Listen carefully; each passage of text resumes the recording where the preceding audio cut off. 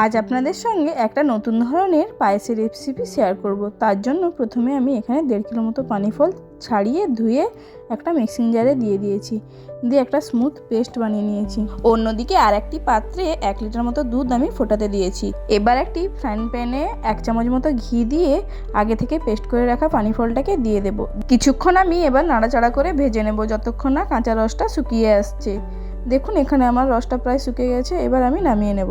এবার ওই ফোটানো দুধের মধ্যে আমি কয়েকটা এলাচ ফাটিয়ে দিয়ে দেব, আর দিয়ে দেব কয়েকটা তেজপাতা।